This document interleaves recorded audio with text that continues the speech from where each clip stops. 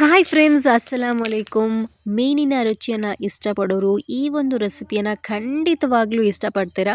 ಮನೇಲಿ ನೀವು ಇದನ್ನು ಟ್ರೈ ಮಾಡಲೇಬೇಕು. ಹೋಟೆಲ್ ತರಹದ ಪ್ರಾನ್ಸ್ ಫ್ರೈ ನಿಮ್ಮ ಮನೆಯಲ್ಲೇ ಮಾಡ್ಬೋದು. ಮಾಡಿ ನೀವು ಮನೆಯ ರಾಣಿಯಾಗಿ ಎಲ್ಲರೂ ನಿಮ್ಮ ಫ್ಯಾನ್ಸ್ ಆಗಿ ಹೋಗ್ತಾರೆ. ಅದಕ್ಕೆ ನಾನು ಗ್ಯಾರಂಟಿ. ಮಾಡಿ ಆದಮೇಲೆ ನನಗೆ ಕಮೆಂಟ್ ಮಾಡೋದನ್ನು ಮರಿಬಾರ್ದು, ಓಕೆನಾ.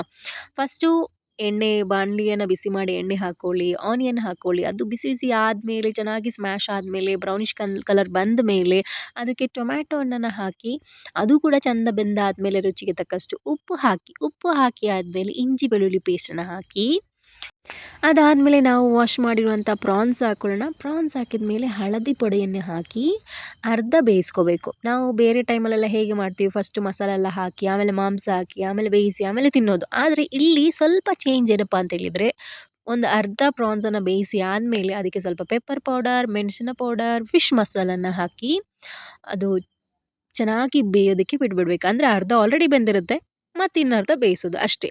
ಅದಾದಮೇಲೆ ಸ್ವಲ್ಪ ಕೊತ್ತಂಬರಿ ಸೊಪ್ಪು ಹಾಕಿ ಗಾರ್ನಿಷ್ ಮಾಡಿಕೊಂಡು ಮನೆಯವ್ರಿಗೆಲ್ಲರಿಗೂ ಕೊಟ್ಬಿಡಿ. ನೀವು ಟ್ರೈ ಮಾಡಬೇಕು, ಓಕೆನಾ. Thank you.